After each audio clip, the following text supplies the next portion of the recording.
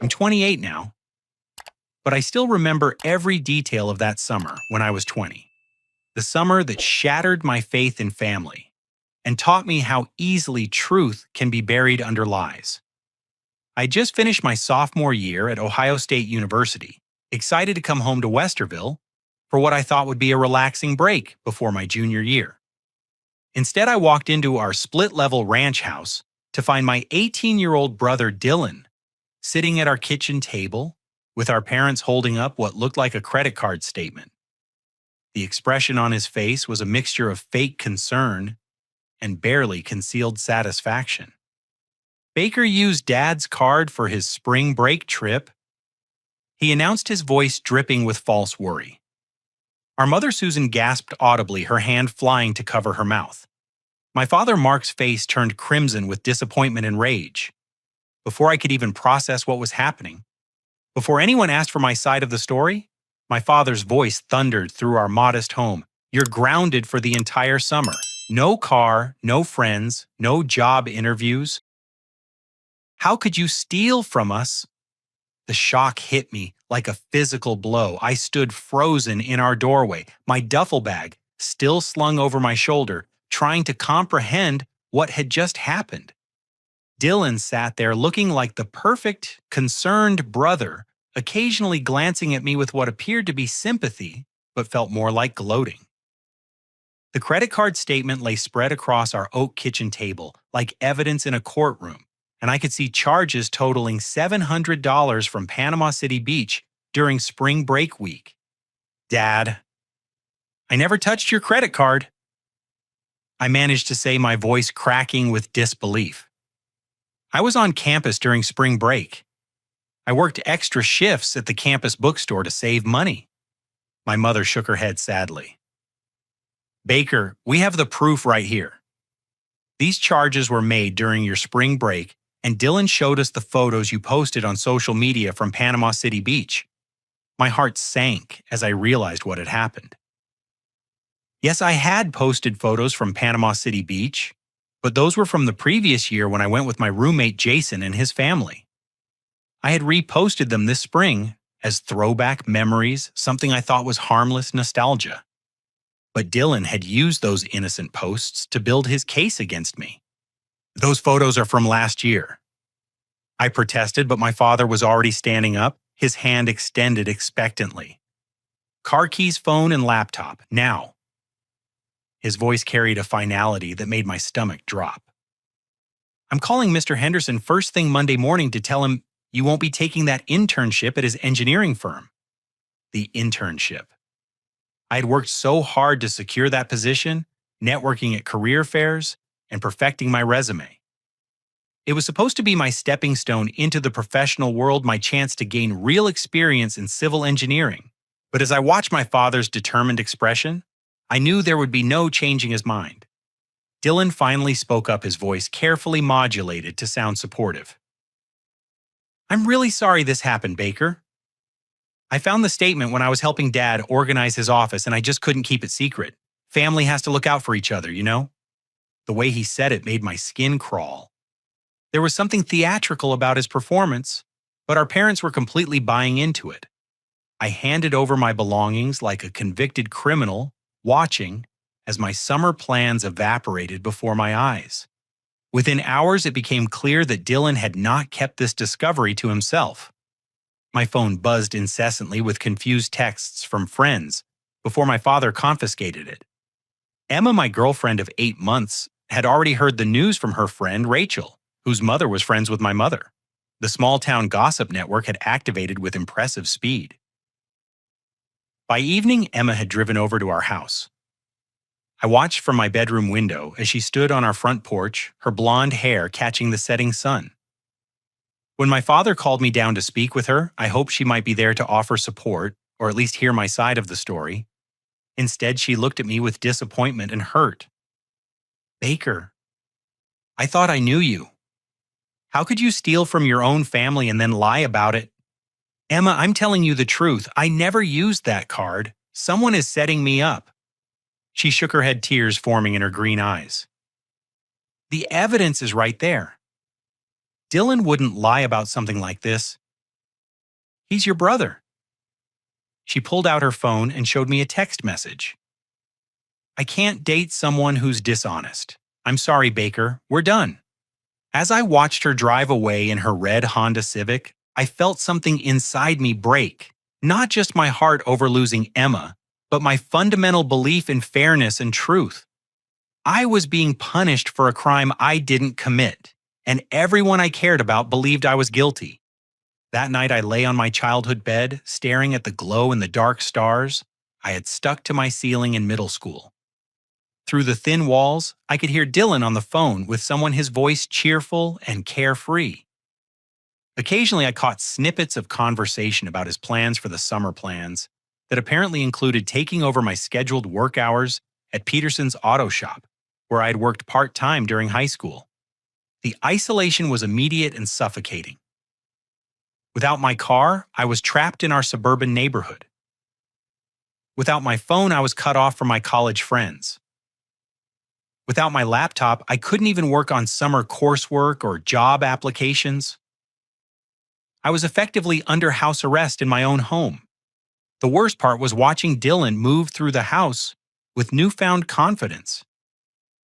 He had always been the younger brother living somewhat in my shadow academically and socially. But now he carried himself differently, like someone who had finally found his moment to shine. When our parents weren't around, he would give me these small smiles that seemed to say he knew exactly what he was doing. By the end of my first week home, Dylan had convinced our parents that I should pay back the $700 from my college fund. "It's only fair," he argued. "Baker needs to take responsibility for his actions, and actions have consequences."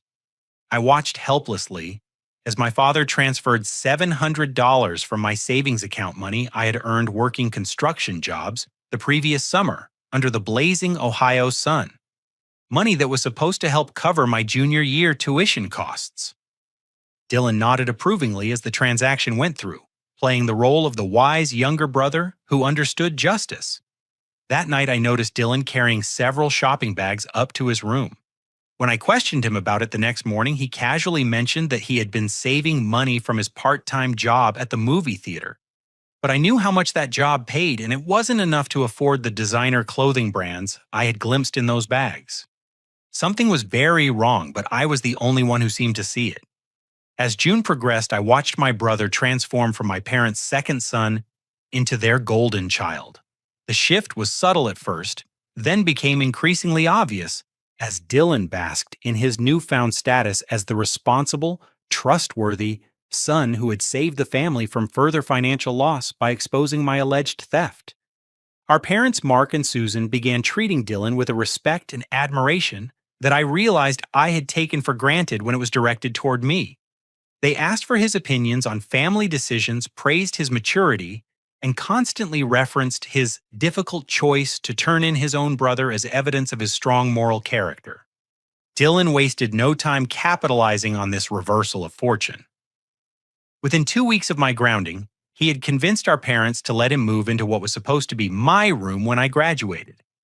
It was the larger bedroom at the front of the house, with better natural light and its own adjoining bathroom. I watched from my childhood bedroom as he moved his belongings, including several new items that seemed to appear daily. The expensive purchases became impossible to ignore. Dylan suddenly had a brand new iPhone to replace his cracked older model, a pair of $200 Nike basketball shoes, and a gaming setup that included a curved monitor and mechanical keyboard. When I mentioned these purchases to our parents, suggesting that perhaps Dylan's minimum wage theater job couldn't fund such extravagant spending, they dismissed my concerns immediately. "Baker, you're just jealous that Dylan is being responsible with his money while you squandered ours," my mother said, not even looking up from her crossword puzzle. "Maybe if you had made better choices, you'd have nice things too." Dylan had an explanation for everything. The phone was a graduation gift from our grandmother. The shoes were on clearance. The gaming equipment was purchased with money he had been saving for months. Every answer came quickly and confidently, and our parents accepted each explanation without question. But I knew our grandmother lived on a fixed income and had never given gifts that expensive. I knew Dylan rarely shopped clearance sales, preferring brand names and the latest models. And I knew he had been spending his theater money on gas, fast food, and dates with various girls from his high school class. The social implications of my situation became clearer as the summer wore on. Dylan made sure that everyone in our extended family neighborhood and social circle knew about my supposed crime. At the 4th of July barbecue at our cousin Jennifer's house, I overheard Dylan telling our Uncle Robert about how difficult it had been for him to discover my betrayal of the family trust. It really broke my heart, Uncle Robert. Dylan said, his voice heavy with manufactured emotion. Baker was always someone I looked up to, you know. But I couldn't let Mom and Dad keep getting hurt financially. Someone had to step up and tell the truth. Our relatives rallied around Dylan, praising his courage and maturity. They looked at me with a mixture of disappointment and pity, if they acknowledged me at all. I spent most of the barbecue sitting alone on the back porch, watching my former life play out without me while Dylan held court as the family hero. The most infuriating part was Dylan's public persona versus his private behavior. Around our parents and other adults, he was thoughtful, helpful, and humble about his role in exposing my alleged theft. But when we were alone, or when he thought no one was paying attention, I caught glimpses of something else entirely. I started noticing that Dylan would stay out much later than his stated curfew, returning home well after our parents had gone to bed. He would slip into the house through the back door sometimes with the faint smell of alcohol on his breath. When I mentioned this to our parents, Dylan smoothly explained that he had been working extra shifts to help support the family during our financial difficulty. Baker's theft really put a strain on our budget, he told our father one morning over breakfast. I want to do my part to help us recover. Our father actually teared up at this display of familial loyalty, reaching over to squeeze Dylan's shoulder with pride. You're a good son, Dylan. Your mother and I are lucky to have you. Dylan had also begun dating Sarah Mitchell, one of the most popular girls from his graduating class. Sarah was beautiful, confident, and came from one of the wealthier families in town. I couldn't understand how Dylan, working minimum wage at a movie theater, was managing to take her to expensive restaurants and buy her gifts that I saw him carrying to his car. When Sarah started coming to our house regularly, I was subjected to the humiliation of being the older brother who was grounded and discredited. She would look at me with curiosity and mild revulsion, clearly having heard Dylan's version of events. Sometimes I would catch her whispering with Dylan, and I knew they were discussing my supposed criminal behavior. The breaking point came when Dylan began throwing parties at our house during the evenings when our parents worked late shifts. Our father worked security at a local factory 3 nights a week, and our mother had picked up extra hours at the insurance office, where she worked as a claims processor. Dylan would invite 6 or 7 friends over, including Sarah, and they would drink beer and play music in our living room. The first time this happened, I went downstairs to confront Dylan about the noise and the obvious underage drinking occurring in our family home. His friends looked at me with a mixture of amusement and disdain as I tried to assert some authority as the older brother. Relax, Baker, Dylan said calmly, not even getting up from the couch where he was sitting with Sarah on his lap. We're not causing any trouble. Maybe if you hadn't stolen from Dad, you could join us instead of being stuck upstairs like a little kid. His friends laughed, and I felt my face burn with humiliation. I was 20 years old, a college student being dismissed by teenagers in my own home. When I threatened to tell our parents about the party, Dylan's expression shifted to something colder. Go ahead, he said. Tell them their thief son is causing more problems. I'm sure they'll believe you over me. He was right, and we both knew it. I had lost all credibility in my family, while Dylan's word had become gospel. I retreated to my room, seething with frustration and powerlessness. The parties continued twice a week throughout July.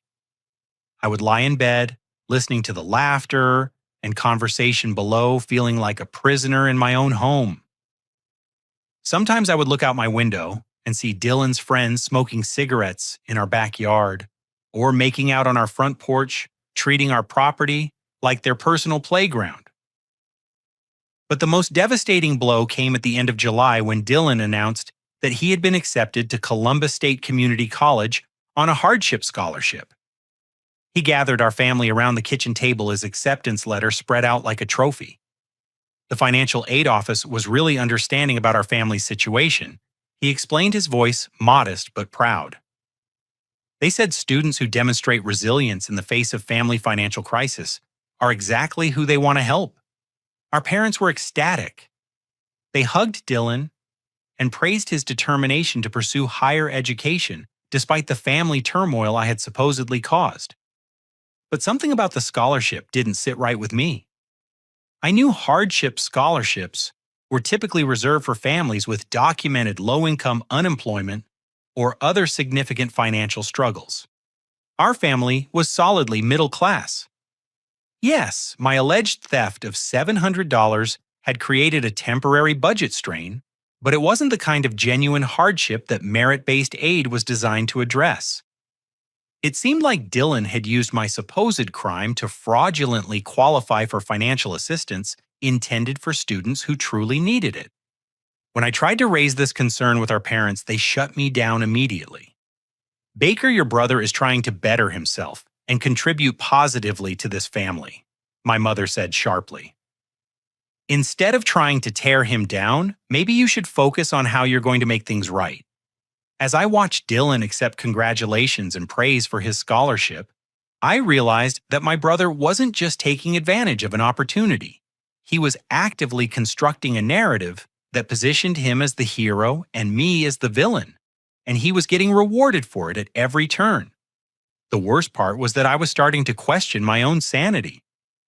Everyone around me was so convinced of my guilt and Dylan's innocence that I began to wonder if I was missing something obvious. Had I somehow used my father's card and forgotten about it? Was I repressing memories of wrongdoing? But every time I tried to find a logical explanation for how I could have made those charges, the facts didn't add up. I'd been on campus during spring break working at the bookstore and studying for midterm exams. I'd never been to Panama City Beach during the time frame when those charges were made. Someone was lying, and it wasn't me. But proving the truth seemed impossible when everyone had already decided which version of events they preferred to believe. By August, Dylan's deception had evolved into something truly sophisticated and sinister. What had started as a simple, false accusation had grown into an elaborate psychological campaign designed to completely destroy my reputation and credibility while elevating Dylan to near sainthood in the eyes of everyone who mattered. Dylan's manipulation extended far beyond our immediate family. He had begun cultivating relationships with our extended relatives, family friends, and community members, always playing the role of the mature young man who was bravely holding the family together during a difficult time. The performance was masterful, and I watched in horrified fascination as he convinced person after person that he was the victim of my supposed betrayal. Our grandmother Eleanor, who lived in a retirement community 20 minutes away, became one of Dylan's primary targets. Eleanor had always been particularly fond of me, proud of my academic achievements and college success. But Dylan began visiting her weekly, something he had never done before my grounding. He would bring her small gifts, help with her apartment cleaning, and gradually work my supposed theft into their conversations. During one of these visits, which I learned about from our mother, Dylan had broken down in tears while telling Eleanor about the financial burden my actions had placed on the family. He painted a picture of our parents struggling to pay bills, cutting back on necessities, and facing the possibility of taking out loans to cover the damage I had caused. None of this was true. My parents were annoyed about the $700, but it hadn't created genuine financial hardship. They both had steady jobs, and our family was comfortable, if not wealthy. But Dylan's performance was so convincing that Eleanor called our house that evening to offer financial help. "I don't want to see Mark and Susan suffer because of Baker's poor choices," she told my mother over the phone, her voice shaky with emotion. "I can give Dylan some money for his college expenses. That boy has been through enough. I listened to this conversation from the top of the stairs, my heart breaking, as I realized how completely Dylan had poisoned our grandmother's opinion of me. Eleanor ended up giving Dylan $1,500 from her savings money she had been carefully preserving on her fixed income. Dylan accepted it with appropriate humility and gratitude, never mentioning that our family wasn't actually in financial distress. But Dylan's cruelest manipulation involved creating new incidents designed to make me look increasingly unstable and dangerous. He began hiding family valuables and then expressing concern about their disappearance, always in ways that suggested I might be responsible without directly accusing me.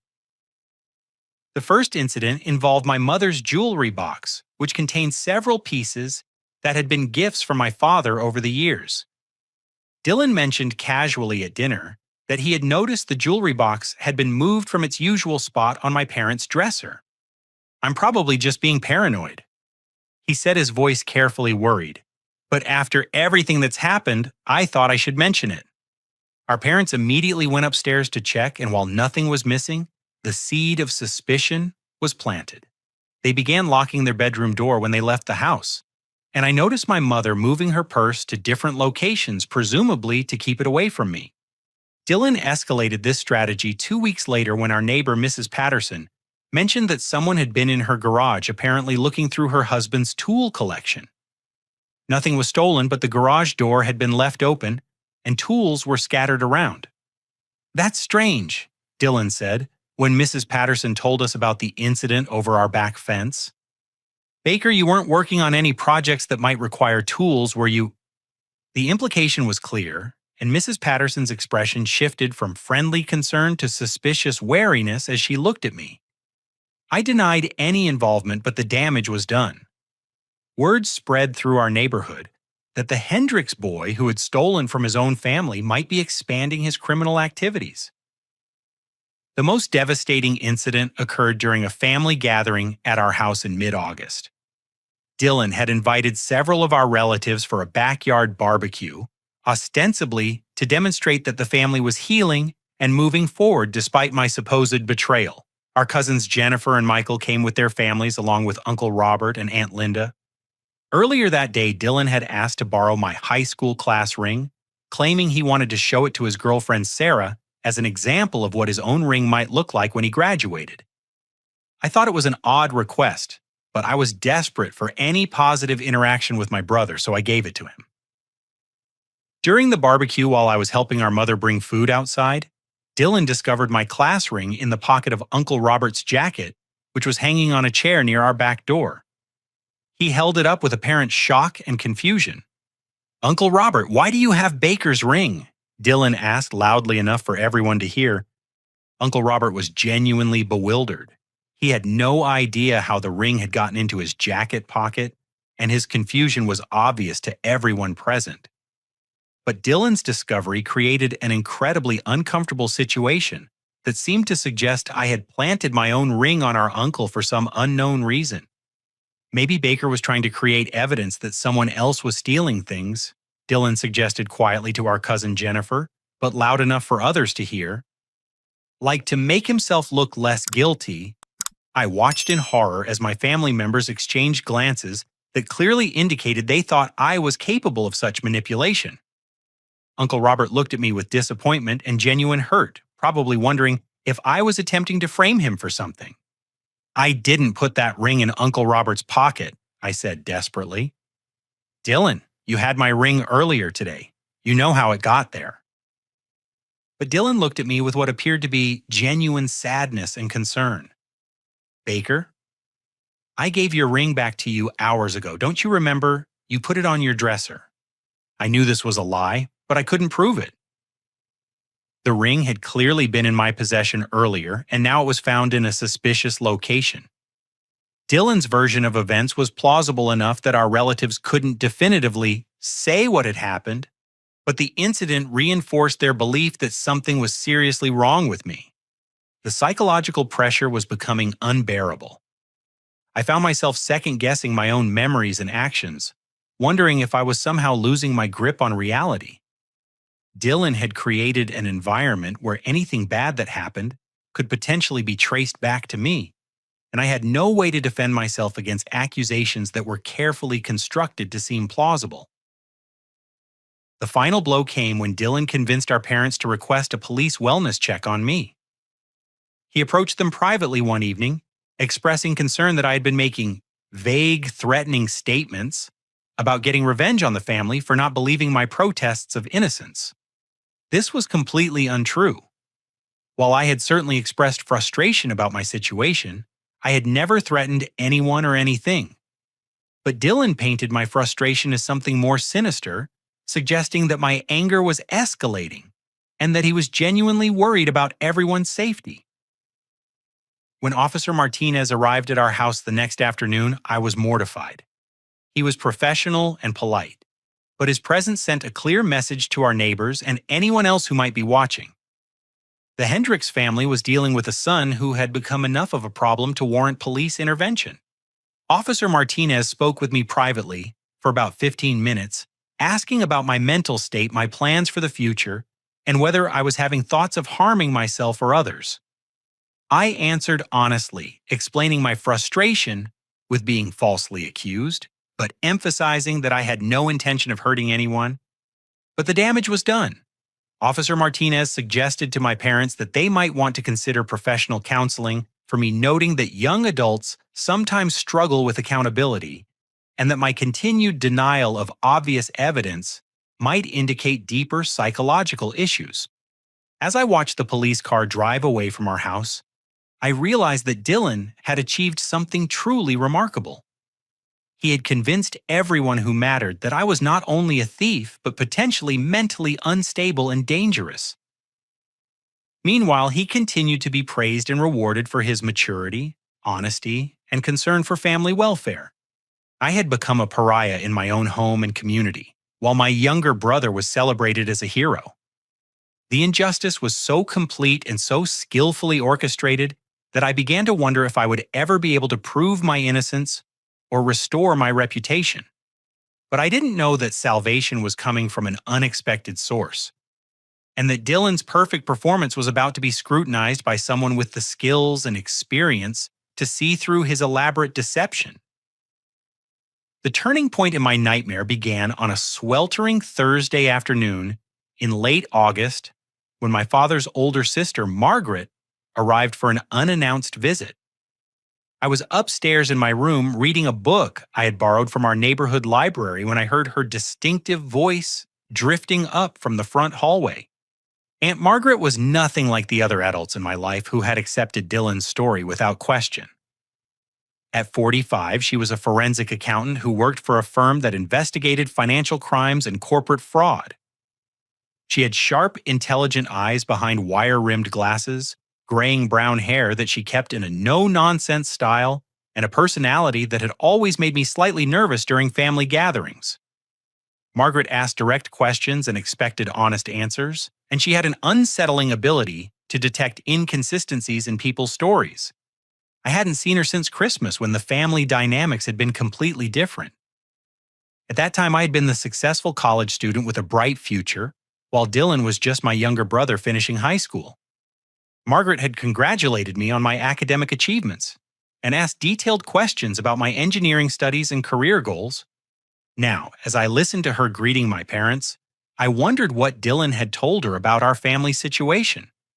I assumed she had heard some version of his story about my supposed theft and was probably here to offer support during our family's difficult time.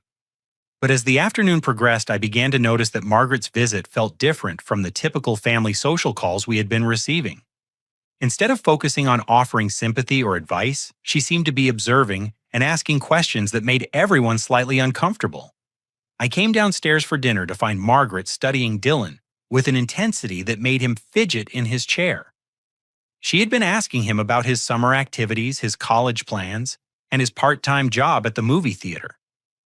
The question seemed innocent enough, but there was something probing about her approach that Dylan clearly didn't appreciate. "So Dylan, you're planning to study business at Columbus State?" Margaret asked, cutting into her meatloaf with precision. "That's interesting.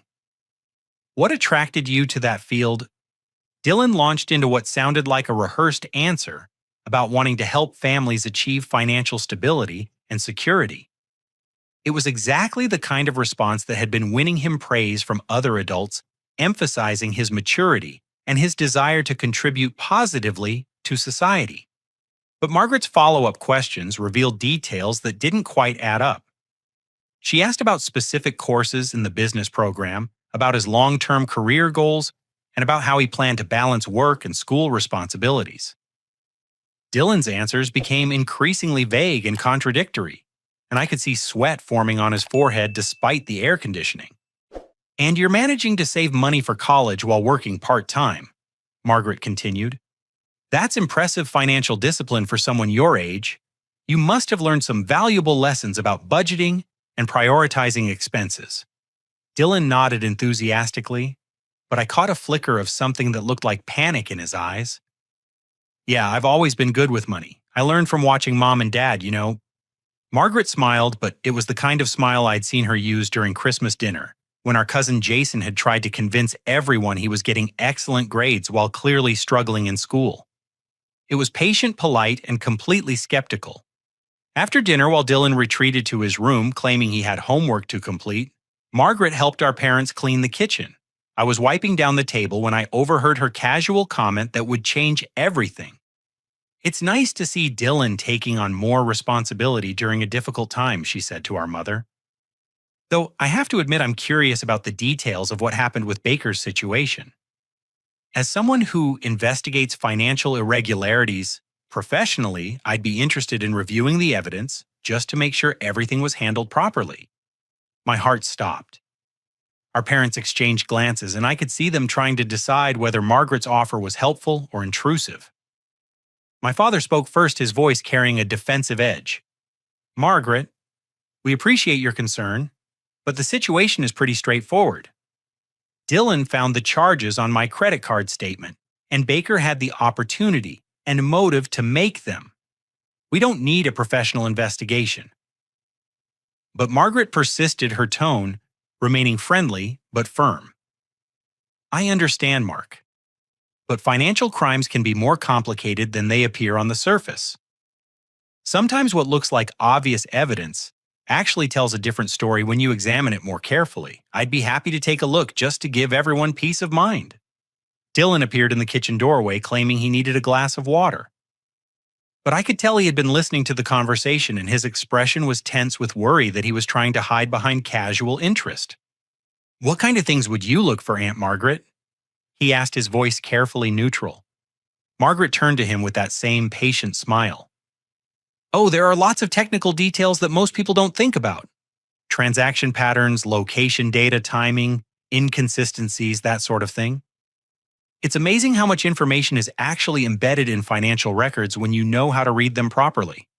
Over the next 2 days, Margaret's presence in our house created a subtle but noticeable shift in the family atmosphere. She spent time talking with each of us individually, asking questions that seemed casual but felt more substantial than typical family conversation. When she spoke with me privately, I was initially cautious about opening up. I had been burned so badly by trusting family members that I wasn't sure Margaret would be any different. But her questions were different from the accusatory inquiries I had faced from my parents and other relatives. "Baker, I want you to walk me through exactly what you remember about spring break," she said, settling into the chair across from my desk. "Don't worry about proving anything or defending yourself. Just tell me what actually happened day by day." For the first time in months, someone was asking for my version of events without starting from the assumption that I was lying. I told Margaret about working extra shifts at the campus bookstore, about studying for midterm exams, about the quiet spring break I had spent on campus, while most of my friends traveled to warmer destinations. Margaret took notes as I spoke, asking follow-up questions that demonstrated she was actually listening and thinking critically about what I was telling her. When I mentioned the throwback photos I had posted from the previous year's Panama City beach trip, her eyebrows raised with interest. "So you posted old photos as memories, but they were clearly labeled as throwbacks?" she asked. Yes, they had dates and captions explaining they were from the year before. Anyone who looked closely could see they weren't current. Margaret nodded thoughtfully. That's an important detail. It suggests that someone either didn't examine the photos carefully or deliberately misrepresented what they showed. By Saturday evening, Margaret had convinced my parents to let her review our family's financial records. She framed it as a professional courtesy, offering to help them understand how such incidents could be prevented in the future and whether there were any security vulnerabilities they should address. Dylan tried to discourage this review, arguing that it would be embarrassing for the family and unnecessary given the clear evidence of my guilt. But Margaret's professional credentials and persistent politeness made it difficult for him to object too strenuously without seeming suspicious. The breakthrough came Sunday morning when Margaret was reviewing the credit card statements while drinking coffee at our kitchen table. Dylan was hovering nearby, ostensibly reading a magazine, but clearly monitoring her progress. Margaret had been asking casual questions about the family's financial habits, payment methods, and online shopping practices. "Dylan, you mentioned that you sometimes help your dad organize his financial paperwork," Margaret said, without looking up from the statements. "That's very responsible of you. I bet you've learned a lot about managing expenses and tracking purchases." "Yeah, I try to help out when I can," Dylan replied, his voice slightly strained. Margaret continued studying the documents, occasionally making notes or cross-referencing different statements. Then, almost offhandedly, she asked a question that would prove to be Dylan's undoing. "These Panama City Beach charges are interesting," she mused. "They include some very specific vendors. Dylan, since you discovered these charges, I'm curious if you remember any details about them. Like, what was the largest single purchase?" Dylan's answer came quickly, almost reflexively. "The hotel was the biggest charge. $258 for 3 nights at the beachside resort." Margaret looked up from the papers, her expression neutral but alert. "That's a very specific memory. Did you research the hotel to understand what Baker had purchased?" "I mean, it was right there on the statement," Dylan said, but I could see uncertainty creeping into his voice. Margaret nodded slowly, then turned the credit card statement toward Dylan. "Could you point out that hotel charge for me? I want to make sure I'm reading this correctly." Dylan leaned over the table, scanning the document with growing confusion. The largest Panama City Beach charge was indeed $258, but it wasn't for the beachside resort.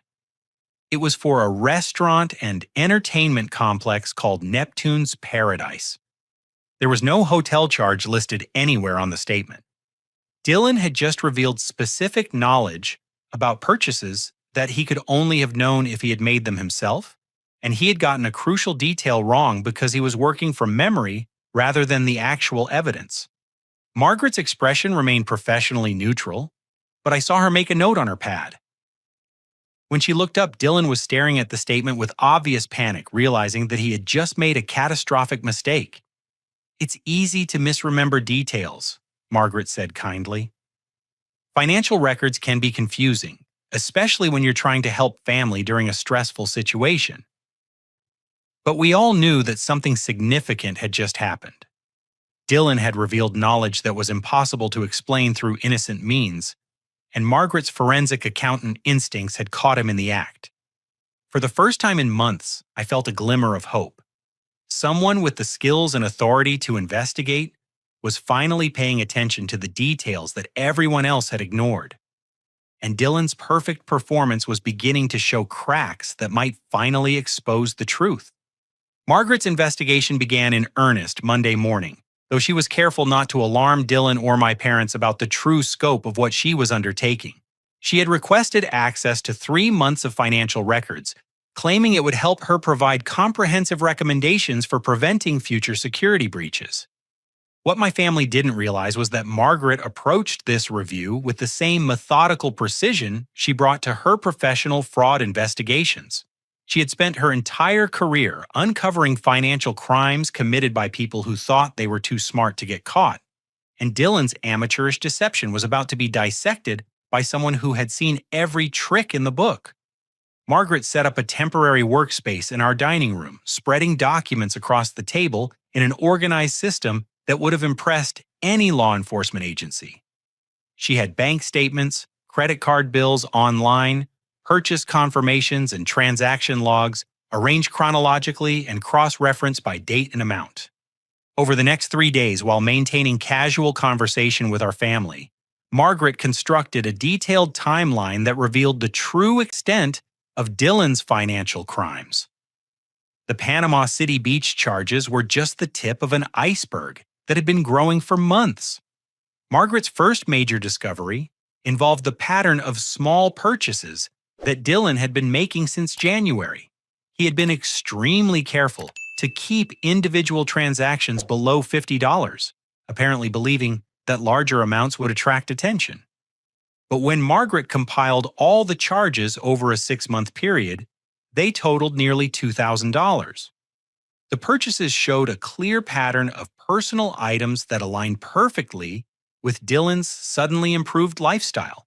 There were charges at clothing stores, electronics retailers, restaurants, and entertainment venues. Each transaction had been spaced out and mixed in with legitimate family expenses, but Margaret's forensic training allowed her to identify the anomalies. What made the case even more damning was the geographic and timing evidence that Margaret uncovered.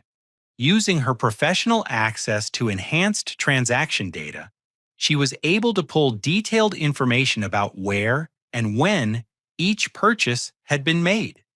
The Panama City Beach charges that had supposedly been made by me during spring break had actually been made online from our home computer at times when I was provably on campus. Margaret cross-referenced the transaction timestamps with my university records, which showed that I had been clocking in for work shifts at the campus bookstore during the exact times when someone was using our father's credit card to make purchases.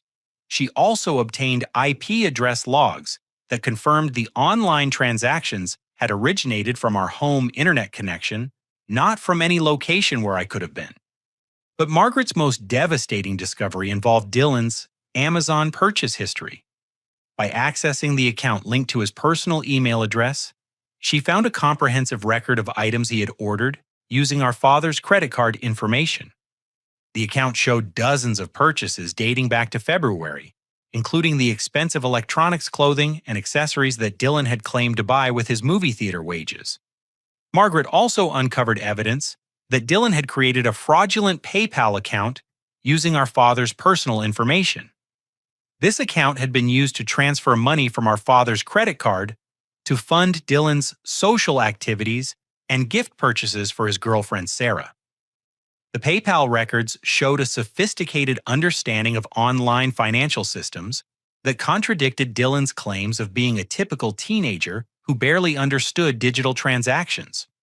As Margaret compiled her evidence, she began to see the full scope of Dylan's deception. This wasn't an impulsive teenage mistake or a moment of poor judgment. It was a calculated, ongoing fraud that had been carefully planned and executed over months. Dylan had systematically stolen from our family while simultaneously building a false narrative that positioned him as the moral authority who had saved everyone from my supposed crimes. Margaret also discovered that Dylan had been researching how to cover his tracks online, visiting websites that explained how credit card fraud investigations worked and how to avoid detection when making unauthorized purchases. His browser history revealed searches for topics like how long do banks keep transaction records and what evidence do police need for credit card theft charges. But perhaps the most disturbing evidence Margaret found involved Dylan's plans for future crimes. His recent large purchases, which totaled over $1,500 in the past month alone, suggested that he was escalating his theft and becoming more brazen about the amounts he was stealing.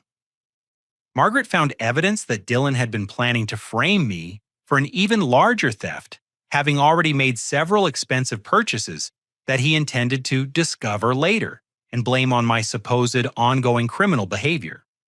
The evidence also revealed how Dylan had manipulated the original discovery of his crimes. Margaret found that Dylan had been monitoring our father's credit card account online for weeks before he claimed to have found the incriminating statement. He had carefully chosen which charges to highlight and which ones to ignore, creating a narrative that focused attention on the most dramatic incidents while concealing the broader pattern of his systematic theft. Margaret's investigation also uncovered the sophisticated psychological manipulation Dylan had employed to maintain his deception. She found evidence that he had researched techniques for gaslighting and social manipulation, visiting online forums where people discussed how to lie convincingly and maintain false narratives under pressure. By Thursday afternoon, Margaret had assembled a case that would have been sufficient to secure criminal charges in any court of law. But she knew that presenting this evidence to our family would require careful planning. Dylan had spent months building trust and credibility with our parents, while systematically destroying my reputation. Simply dumping a pile of financial documents on the kitchen table would not be enough to overcome the emotional investment our family had made in Dylan's version of events. Margaret also realized that she needed to be prepared for Dylan's inevitable attempts to explain away or discredit her findings. She had seen enough financial criminals to know that they rarely accepted responsibility when confronted, instead choosing to attack the investigation process or claim that evidence had been fabricated or misinterpreted. But Margaret had one final piece of evidence that would make Dylan's denials impossible to sustain. Using her professional connections, she had obtained security camera footage from several of the stores where Dylan had made purchases using our father's credit card. The footage clearly showed Dylan making transactions on dates when he had claimed to be working or studying using a card that he had insisted he never touched. Margaret spent Thursday evening organizing her evidence into a presentation that would systematically dismantle every aspect of Dylan's deception. She prepared timeline charts, transaction summaries, and photographic evidence that would make the truth undeniable even to family members who desperately wanted to believe Dylan's lies. As she worked, Margaret occasionally glanced toward the stairs, knowing that Dylan was upstairs in his room, probably congratulating himself on having successfully destroyed his brother's reputation and stolen thousands of dollars from his own family. But Dylan's moment of triumph was about to end, and the reckoning Margaret was preparing would expose not just his financial crimes, but the cruel psychological manipulation he had used to torment an innocent person. The truth was finally ready to emerge, and no amount of charm, manipulation, or false accusations would be able to stop what was coming next. Friday evening, Margaret called a family meeting under the pretense of presenting her financial security recommendations. She had spent the day finalizing her presentation, organizing evidence, and preparing for what she knew would be the most difficult conversation our family had ever had. Dylan seemed relaxed as we gathered around the dining room table at 7 o'clock. Over the past week, he had watched Margaret's investigation with carefully concealed nervousness, but her gentle demeanor and casual questions had apparently convinced him that she hadn't discovered anything threatening to his carefully constructed narrative. Our parents settled into their chairs with expressions of polite interest, expecting to receive some professional advice about protecting their financial information and preventing future incidents like my supposed theft. They had no idea they were about to witness the complete destruction of everything they believed about their two sons. Margaret began her presentation with what appeared to be routine information about credit card security and online safety. She discussed common fraud patterns, explained how criminals typically operated, and offered general recommendations for monitoring financial accounts. Dylan nodded along, appropriately occasionally asking questions that made him sound responsible and engaged. But then Margaret's tone shifted subtly as she moved into what she called case-specific analysis. She pulled out the credit card statements and began walking through the Panama City Beach charges, in detail pointing out discrepancies that she had noticed during her investigation.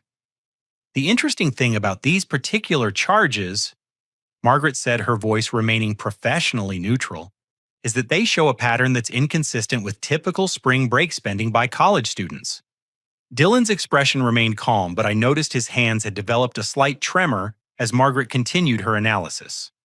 For instance, the timing of these online purchases suggests they were made by someone who was familiar with the family's daily routine and knew when they would have uninterrupted access to computing devices and payment information. Margaret pulled out a detailed timeline that showed the exact times when the fraudulent purchases had been made. She had cross-referenced this information with our family's work schedules, school commitments, and other activities to create a picture of when each family member had been home and able to access our father's credit card information. Baker, according to your university records, you were working at the campus bookstore during most of these transaction times, Margaret said, turning to me with a slight smile. In fact, your time clock records show that you are clocking in for shifts within minutes of when some of these online purchases were being made from this house. Our parents looked confused, but not yet alarmed. They were still trying to process the technical information Margaret was presenting, not yet understanding the implications of what she was revealing. But Dylan understood. I watched his face go pale as he realized that Margaret had uncovered evidence that made my innocence undeniable. He tried to maintain his composure, but his voice cracked slightly when he attempted to respond. Maybe Baker used his laptop to make purchases remotely, Dylan suggested. College students know how to do that kind of thing. Margaret nodded as if this were a reasonable suggestion, then pulled out another set of documents. That's a good theory, Dylan. So I checked the IP address logs for these transactions. They all originated from this house's internet connection, specifically from the computer in your father's home office. She paused, allowing this information to sink in before continuing.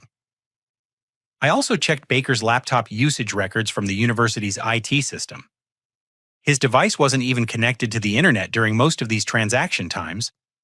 Our father leaned forward in his chair, beginning to look concerned. Margaret, what exactly are you saying?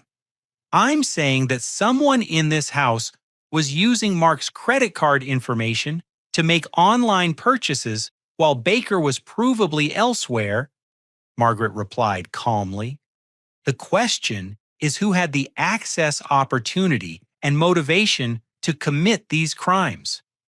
Dylan's carefully maintained facade was beginning to crack. Sweat had formed on his forehead, and his leg was bouncing nervously under the table.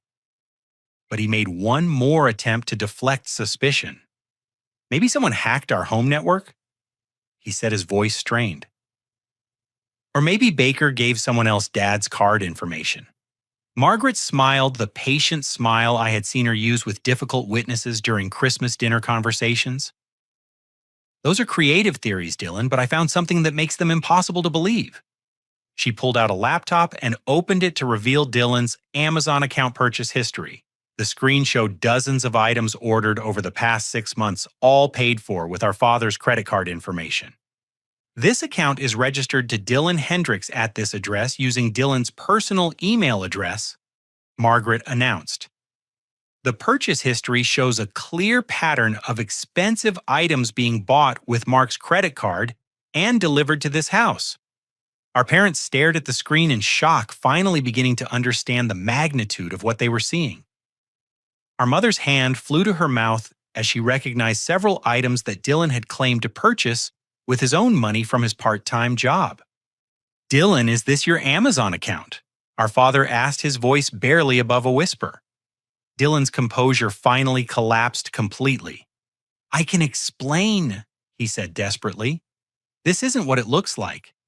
Someone must have hacked my account, or maybe Baker set this up to make me look guilty. But Margaret wasn't finished.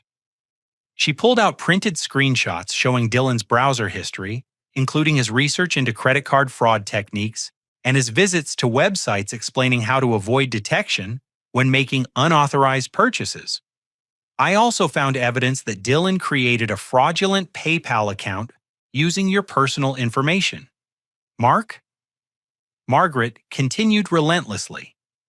This account was used to transfer money from your credit card to fund various personal expenses and gifts.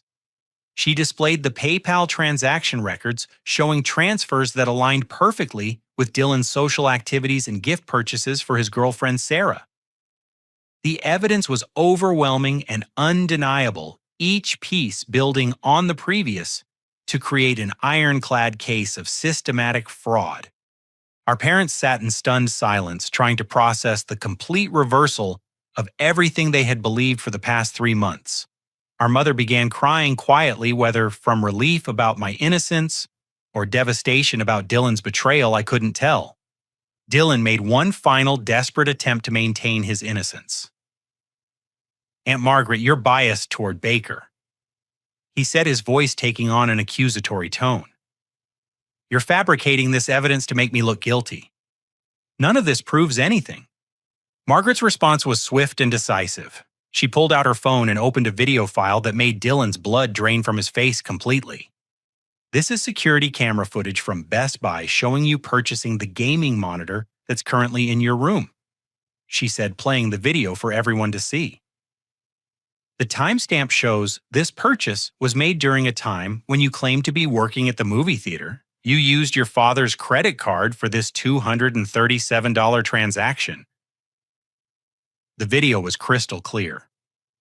There was Dylan confidently walking through the electronics store, selecting expensive equipment and paying with our father's credit card. He looked relaxed and practiced like someone who had done this many times before. Our father's voice was barely recognizable when he finally spoke. "Dylan, how could you do this to us? How could you let us punish Baker for something you did?" But Dylan's final revelation was yet to come. Faced with undeniable evidence and the complete destruction of his carefully crafted lies, something inside him snapped. The psychological pressure of maintaining his deception for months, combined with the shock of being caught so thoroughly, caused him to break down completely. "You want to know how I could do this?" Dylan screamed, his voice filled with years of suppressed rage and jealousy. "Baker always got everything.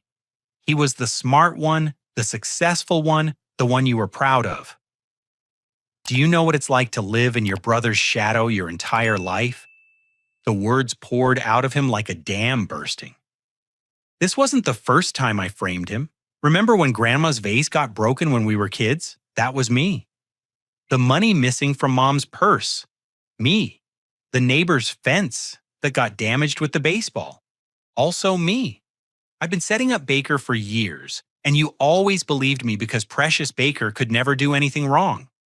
Our parents recoiled in horror as Dylan confessed to a lifetime of deception and manipulation. I sat frozen in my chair, realizing that my entire childhood had been contaminated by Dylan's jealousy and his willingness to destroy my reputation for his own benefit. "I planned this whole thing."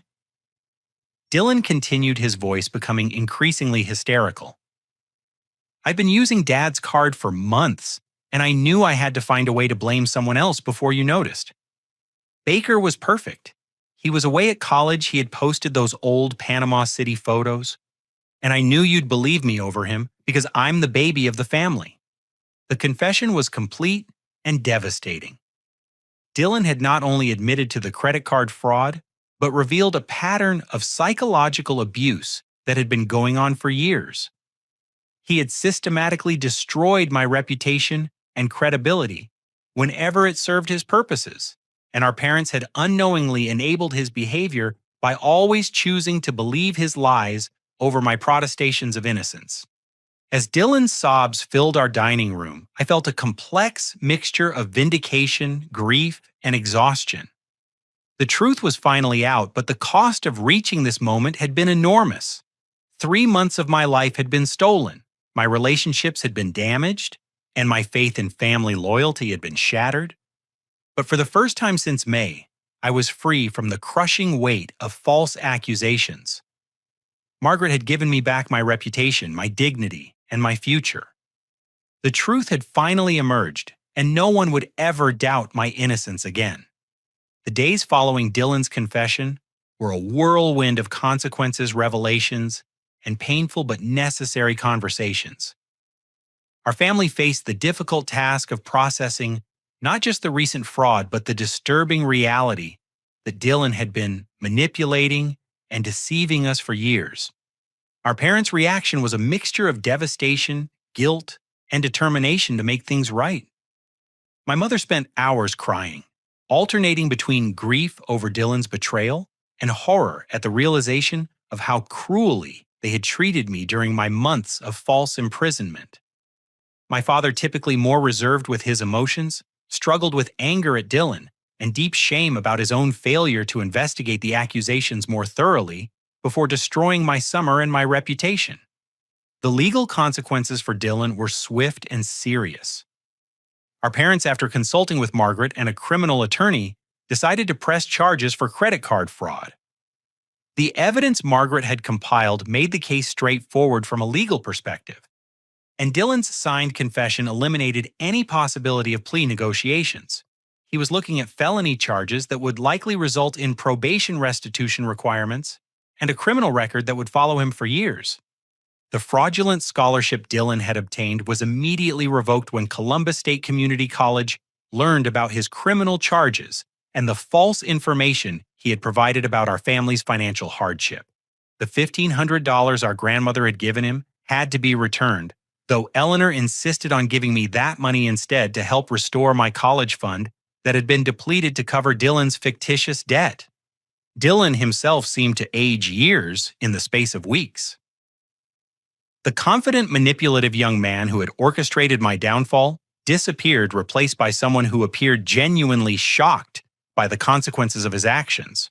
Whether this represented genuine remorse or simply the natural result of his schemes finally catching up with him was unclear, but the change was dramatic and permanent.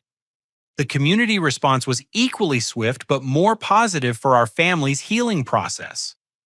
Margaret made sure that key neighbors and community members learned the truth about what had really happened, particularly focusing on people like Mrs. Patterson, who had been led to suspect me of additional crimes. The speed with which gossip had initially spread my false reputation worked in reverse, quickly replacing suspicion with sympathy and respect for how I had handled false accusations with dignity. Emma's reaction was particularly meaningful to me. She drove to our house the day after Dylan's confession became public knowledge, tears streaming down her face as she apologized for abandoning me when I needed support most. Her regret was genuine, but our conversation helped me realize that the person who had been devastated by her betrayal was different from the person I had become during my months of isolation and false accusation. "Baker, I know I have no right to ask for another chance," Emma said as we sat on our front porch. "I should have believed you. I should have asked more questions.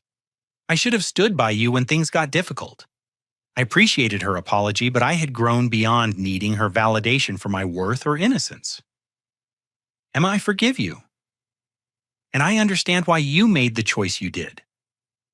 But I'm not the same person I was 3 months ago. And I don't think we can go back to where we were." She nodded sadly, but seemed to understand that my response came from strength rather than anger. The experience had taught me to value people who believed in my character even when circumstances made that belief difficult, and Emma had demonstrated that she wasn't that kind of person. My parents began the difficult process of rebuilding their relationship with me, starting with a series of conversations that were among the most honest our family had ever had. They acknowledged that their rush to judgment had been influenced by Dylan's long history of appearing trustworthy and mature, but they also recognized that they had failed in their fundamental responsibility to investigate serious accusations before imposing life-changing punishments. "Baker, we know we can't undo the damage we've done," my father said during one of these conversations. "But we want to understand how we failed you so completely and how we can make sure this never happens again." These discussions were painful but necessary. My parents had to confront the reality that their parenting had unknowingly enabled Dylan's manipulative behavior while leaving me vulnerable to his schemes. They committed to family therapy both to help Dylan address his psychological issues and to learn how to rebuild healthy family dynamics based on communication rather than assumptions. The most surprising aspect of my recovery was discovering my own resilience and growth. The 3 months of isolation and false accusation had been horrible, but they had also forced me to develop inner strength and self-reliance that I never would have discovered otherwise. I had learned to trust my own judgment even when everyone around me disagreed, to maintain my integrity under extreme pressure and to find value in my own character independent of others' opinions. When I returned to Ohio State for my junior year, I was a different person than the naive 20-year-old who had come home for summer break. My academic performance improved dramatically as I channeled my newfound determination into my engineering studies. I became more selective about friendships, gravitating toward people who demonstrated loyalty and independent thinking rather than those who were easily influenced by gossip or social pressure. Margaret became an important mentor during this period, helping me process my experience and consider how I might use what I had learned to help others. Her professional expertise in uncovering financial crimes had saved me, but her personal commitment to truth and justice had been equally important. She encouraged me to consider a career path that would allow me to advocate for people who found themselves in situations similar to what I had endured. This mentorship eventually led me to change my major from civil engineering to criminal justice, with a focus on financial crimes and wrongful accusations.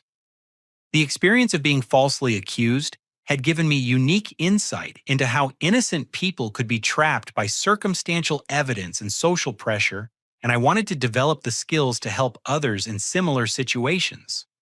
My junior and senior years at Ohio State were among the most productive and fulfilling of my life. I excelled academically, developed meaningful relationships with professors and classmates, and completed internships with law enforcement agencies that gave me practical experience in criminal investigations. The confidence I had gained from surviving my ordeal translated into leadership opportunities and academic achievements that opened doors I never would have imagined as a naive sophomore. Dylan's path was more difficult, but ultimately included signs of genuine change. His criminal conviction and the loss of his college opportunity forced him to confront the consequences of his actions in ways that his previous manipulations had always allowed him to avoid. He spent a year working minimum wage jobs to pay restitution and legal fees, during which time he began therapy to address the jealousy and entitlement that had driven his behavior. Our relationship remained complicated and probably always would be. I was able to forgive him for the sake of family peace and my own emotional health, but trust was something that would have to be rebuilt slowly over many years, if at all. The psychological abuse he had inflicted through years of false accusations was harder to overcome than the financial crimes, because it had shaped my childhood and adolescence in ways that continued to affect me. But perhaps the most important outcome of my experience was the life lesson that emerged from surviving such a profound injustice. I learned that truth has its own power, but it often requires a champion to bring it to light. Margaret's intervention had been crucial, not just because of her professional skills, but because she had been willing to ask difficult questions when everyone else preferred comfortable assumptions. I learned that the people we trust most are sometimes capable of the deepest betrayal, but that justice can still prevail when someone brave enough is willing to stand up for what's right. Most importantly, I discovered that my worth as a person wasn't determined by others' opinions of me, but by my own integrity and actions. The experience taught me to be skeptical of easy explanations and to remember that truth is often more complicated than it first appears.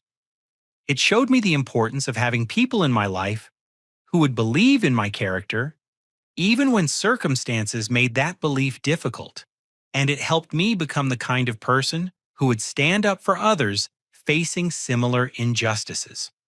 By the time I graduated from Ohio State with honors and a clear career path in criminal justice, I had transformed a devastating experience into a foundation for a meaningful life dedicated to seeking truth and protecting innocent people. The summer that almost destroyed me had instead made me stronger, wiser, and more compassionate than I ever would have become without facing such a severe test of character. Dylan's betrayal had stolen 3 months of my life, but it had also given me insights and strength that would benefit me for decades to come. Sometimes the worst experiences teach us the most valuable lessons, and sometimes the people who try to destroy us end up making us stronger than we ever imagined we could be.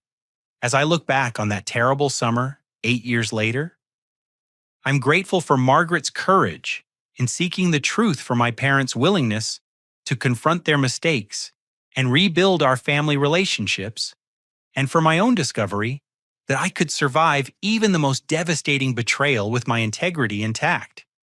The truth had set me free, and I had used that freedom to build a life dedicated to ensuring that other innocent people would have someone willing to fight for them when they faced similar injustices. What about you? Have you ever been in a situation where you were falsely accused of something you didn't do? How did you handle it? And what did the experience teach you about standing up for the truth? I'd love to hear your stories in the comments below. If this story resonated with you, please like this video and subscribe to the channel for more true stories about overcoming life's biggest challenges. And don't forget to share this with someone who might need to hear about the power of perseverance and the importance of having allies who will fight for the truth. Thank you for listening to my story, and I hope it reminds you that even in the darkest times, justice and truth have a way of emerging when the right person is willing to stand up and seek them out. Stay strong, stay honest, and never give up on yourself, even when everyone else seems to have given up on you.